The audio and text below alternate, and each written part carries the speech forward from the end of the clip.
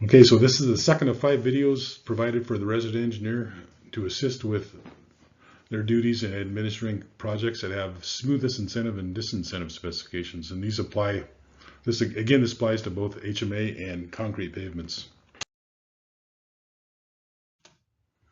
Okay, in this video we'll cover reviewing the quality control plan.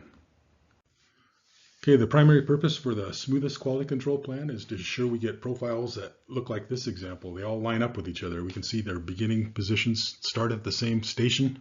Their ending positions basically stop at the same station or approximately the same station. We can see some error that's likely due to some error in the DMI, which is inherent.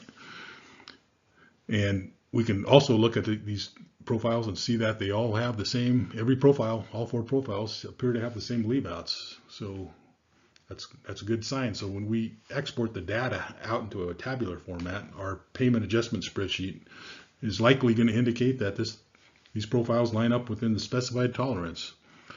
So how do we make sure that all these profile operators are using the same beginning station and they're starting at the same coordinate out in the field? Well, we're going to make a document. It's going to be the layout sheet. Any profiler operator is going to look to that quality control plan and say that is the beginning coordinate. We are all going to use the same beginning station. We're going to start at the same coordinate and we use the same direction of increase. So all these profiles, they should be able to overlap with each other. There are some other requirements for locating leave outs in them, but that's less critical as that beginning station. We can always add leave outs in ProVal. You can do it. You can also add them, record them when you're running the profile, but you can add them later. But we got to make sure that every one of these profiles and all the profile operators start at that same position. There's been a lot of cases where they haven't. Okay, so here's a project where they placed a bonding wearing course. It was up on Highway 50 in El Dorado County. So the plan said to start at post mile 58.0, and they showed where that was on the plan sheet. So the first person that went out there to measure the existing profile started their post mile 58.0 in the equivalent station in feet just past Strawberry Lane. And we can see it in the aerial and on a layout sheet. That's where 58 is.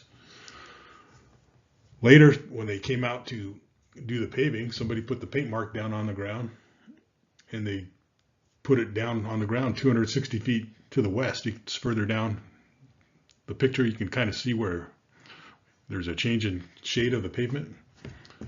So if you walk down that shoulder and then you basically turn around, you'll see post mile 58. So who's right? Well, nobody's wrong. It's just two different people started their profilers at different locations because they thought they were doing what's correct.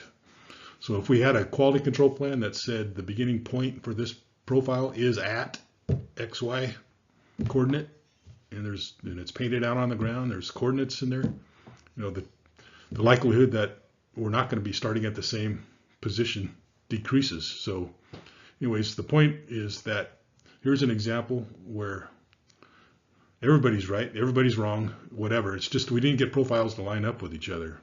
So there's probably hundreds of other cases that would be similar to this, but some different reasons. So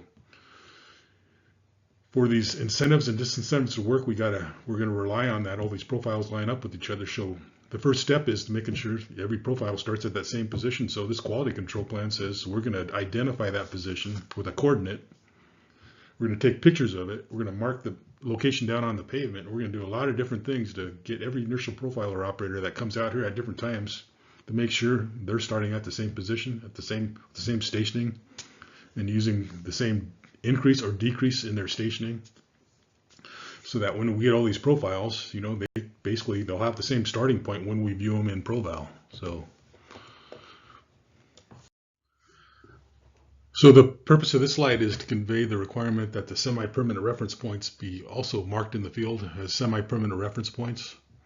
And those are just somewhat permanent reference points that aren't going to be there forever. So in this example, at that post mile 58 that we discussed on the previous, we would have a coordinate laid out in our quality control plan. It can be latitude and longitude, or it could be the state plane coordinate system. On our project plans, in many cases, the designers are specifying where the overlays are to start, and they're going to use a I think they have a requirement where they have to use the state plane coordinate system. They can't use the latitude and longitude system. So where you have that, you can convert that to latitude and longitude by going to the website that's shown at the bottom of the page. You'll need to know what zone, which of the 6 zones you're in California, and enter the northings and eastings, which are in feet, and it'll give you the latitude and longitude. So there are ways to convert, obviously.